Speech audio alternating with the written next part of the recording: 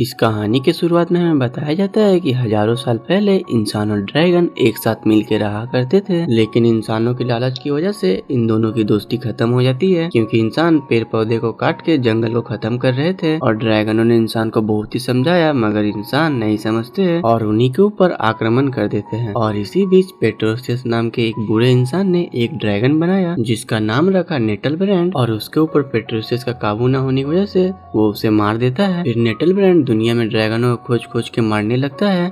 और ड्रैगन के आग का नेटलब्रैंड के ऊपर कोई भी असर नहीं होता है। और इस दिन के बाद से सब ड्रैगन नेटलब्रैंड से छुपकर इंसानों के बीच में ही रहते हैं, लेकिन किसी को भी पता नहीं चलता है। और अब इंसानों की पूरी पृथ्वी पे कब्जा है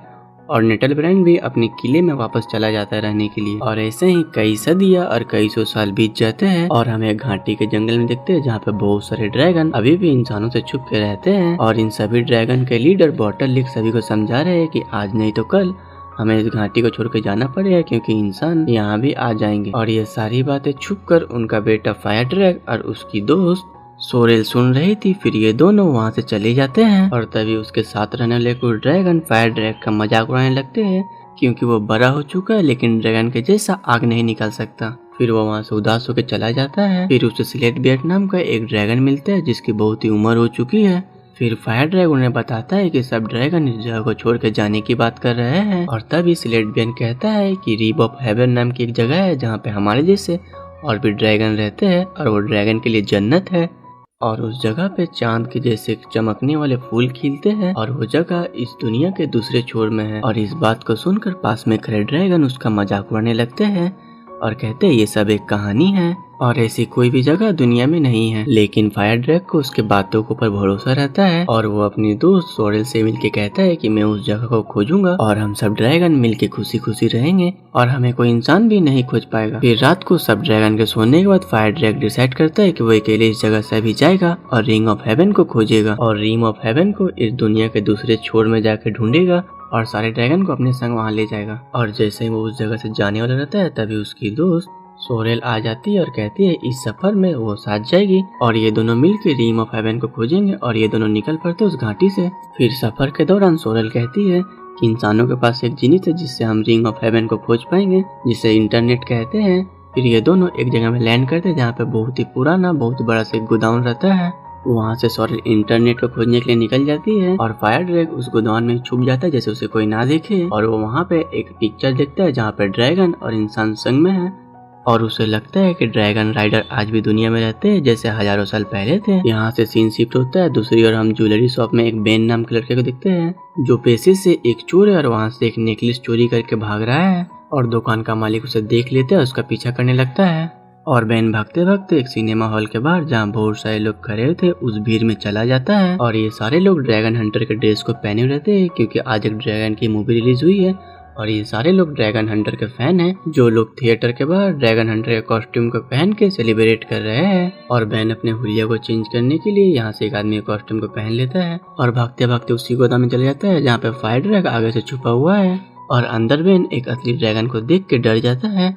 और फायर ड्रैग उसके कपड़ों को देख के समझता है कि वो एक ड्रैगन राइडर है और उससे रिंग ऑफ हेवन को खोजने में उसकी मदद मांगता है और अपने सफर में साथ चलने के लिए कहता है। और तभी सोरेल भी वहाँ पे आ जाती है और कहती है कि उसे बाहर कहीं इंटरनेट नहीं मिला। और दूसरी तरफ गोदाम के बाहर पुलिस और दुकान का मालिक बेन को पकड़ने के लिए बाहर पहुँच जाते हैं और बेन बाहर में पुलिस देख के इनके संग सफर में जाने के लिए हाँ कह देते हैं और अपने कुछ सामान को लेके ये तीनों आगे सफर में इस जगह से उड़ के निकल पड़ते हैं। और फिर कुछ देर बाद बेन फायर ड्रैग को नीचे उतरने के लिए कहता है।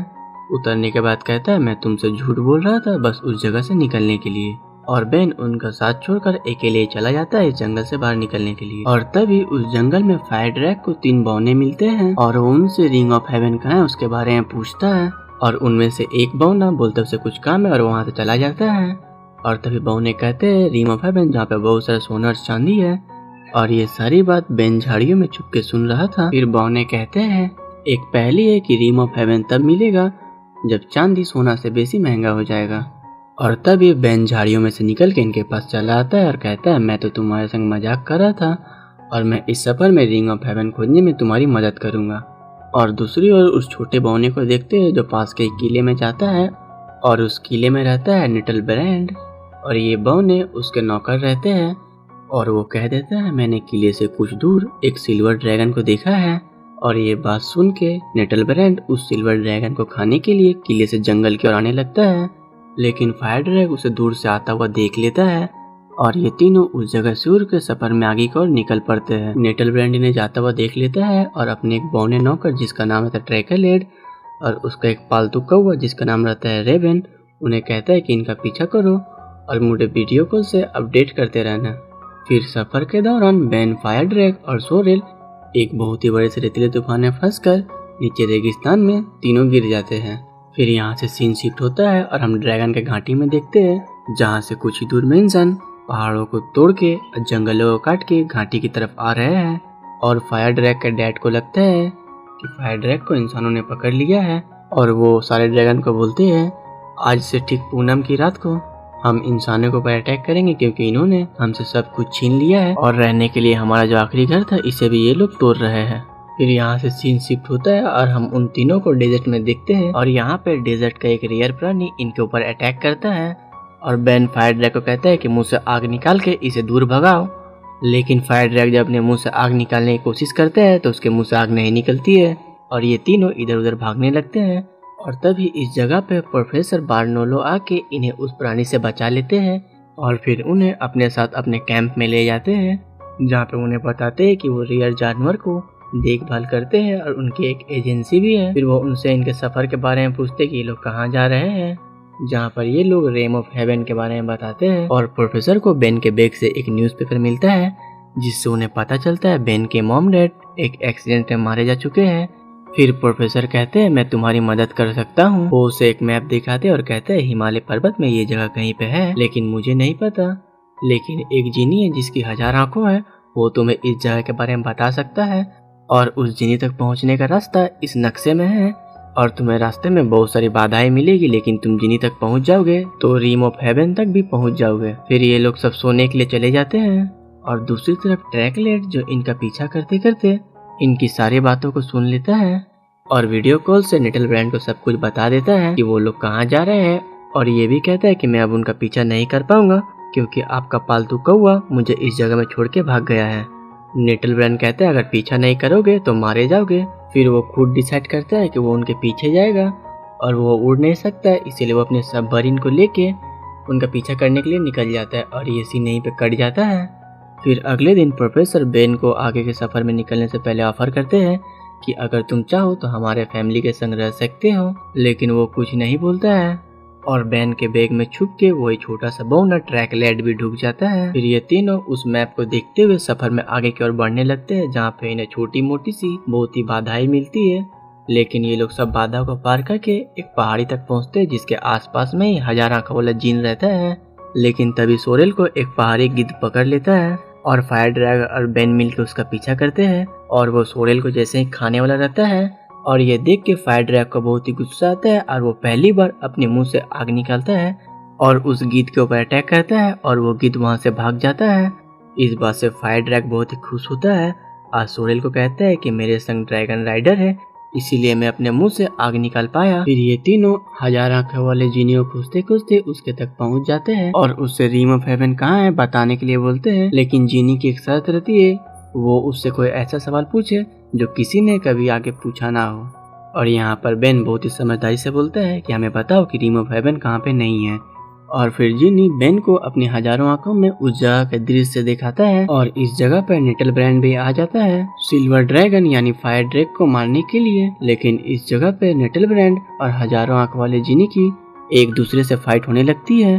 और इसी मौका का फायदा उठाकर ये तीनों उस जगह से बाहर निकल जाते हैं और मैप को फॉलो करते करते प्रोफेसर की दोस्त सुबिका गुलाब जो ड्रैगन के बारे में बहुत कुछ जानती है उस तक पहुंच जाते हैं। फिर वो इन सब को लेके एक पवित्र मंदिर में जाती है जहाँ पे ड्रैगन की बहुत सारी पुरानी तस्वीरें रहती है और उन सभी को ड्रैगन की एक सच्ची स्टोरी सुनाती है कि सालों पहले रेवन नाम का एक ड्रैगन राइडर था और जब ड्रैगन पे हमला हुआ तो वॉरेन उसे रिम ऑफ हेवन ले गया और एक खास चाबी से उस जगह को लॉक कर दिया। और वॉरेन जब दूसरे ड्रैगन के खोज में वापस आया तभी उसका सामना नेटलब्रैंड से हुआ जो उसे मार के उस खास चाबी को अपने पास रख लिया और तभी बेन सुबासा गुलाब यानी दादी से पूछता है उस राक्षस का नाम, और दादी बहुत जोर से बोलती है नेटलब्रैंड। और तभी बेन के बैग से कूद के ट्रैकलैंड भागने लगता है क्योंकि उसे लगता है कि नेटलब्रैंड आ गया है उसे मारने के लिए। और सोरेल उसे पकड़ लेती है और उसे मारने वाली। तभी वो कहता है कि वो मजबूरी से उसके संग काम करता है और वो अब से इन लोगों के साथ रहेगा और नेटलब्रैंड को कुछ भी नहीं बताएगा। और तभी नेटलब्रैंड का वीडियो कॉल आता है उसे, और वो उसे उल्टे सीधे रास्ते के बारे में बता देता है, लेकिन गलती से उसके हाथ से फोन गिर जाता है जिससे नेटलब्रैंड जान जाता है कि ये सब वो झूठ बोल रहा था और वो उनके संग मिल गया है। फिर दादी बेन के ऊपर कुछ जादू करती है और उसे कुछ पहाड़ के दृश्य आते हैं जैसे जिनी ने भी दिखाए थे। और दादी कहती है कि ये पहाड़ हिमालय पर्वत में है और एक नक्शा जैसे उसे देने वाली रहती है। तभी नेटलब्रैंड का वही कौवा जिसका नाम रेवन रहता है वो उस नक्शे को लेकर वहाँ से उड़ जाता है। और फिर ये लोग सब बिना देरी किए हुए हिमालय पर्वत की ओर निकल पड़ते हैं क्योंकि बेन की यादों में उस पहाड़ की फोटो है। और फिर ये लोग जल्द से जल्द हिमालय पहुंच जाते हैं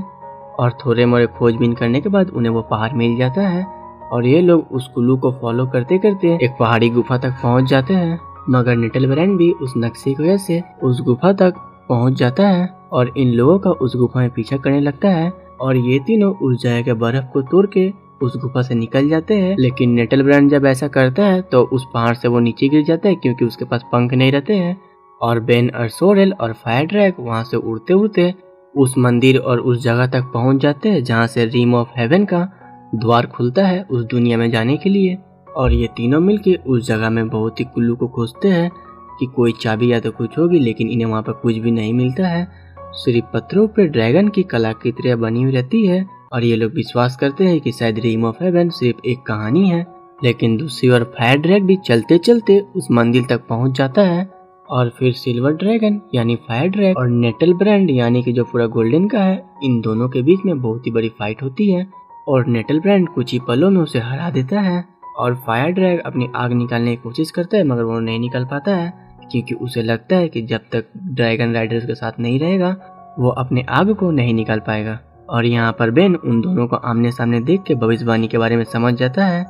और वो नेटलब्रैंड को कहता है तुम सिल्वर हो और ये गोल्डन है यानी सोना, और तुम इसे अपने आग से मारोगे तभी सोना चांदी से बेसी महंगा हो जाएगा और भविष्यवाणी पूरी हो जाएगी। और तभी नेटलब्रैंड बेन को भी पकड़ लेता है और कहता है ड्रैगन की आगों के मेरे ऊपर कोई भी असर नहीं होगा, और वो जैसे उसे खाने वाला रहता है। और बेन तभी फायर ड्रैग को बोलता है कि वो कोई ड्रैगन राइडर नहीं है, वो बस एक मामूली सा चोर है और उसने सब झूठ बोला था और तुम मेरे बिना भी आग को निकाल सकते। फिर नेटलब्रैंड जैसे ही बेन को खाने वाला रहता है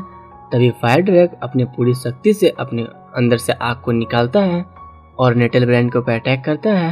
और फायर ड्रैग की आग जो सिल्वर कलर की है उससे नेटलब्रैंड गलने लगता है और उसी जगह में सोने की धूल बन जाता है। लेकिन उसके मरने के बाद भी रिम ऑफ हेवन का द्वार नहीं खुलता है और तभी सोरेल को उसी के धूल में एक लाल रंग का रूबी दिखता है जो वहीं के एक चित्र के शेप में रहता है और वो उस रूबी को लेके उस जगह में लगा देती है जहाँ पे उसी के जैसा डिजाइन बना हुआ है। और तभी यहाँ सब कुछ बदलने लगता है और रिम ऑफ हेवन का द्वार खुल जाता है और ये लोग सब अंदर जाते हैं जहाँ पे बहुत सारे ड्रैगन इन जैसे वहाँ पे रहते हैं और इन्हें वहाँ पे चांद के फूल भी मिलते हैं जैसे सेलेट बियन ने फायर ड्रैग को बताया था।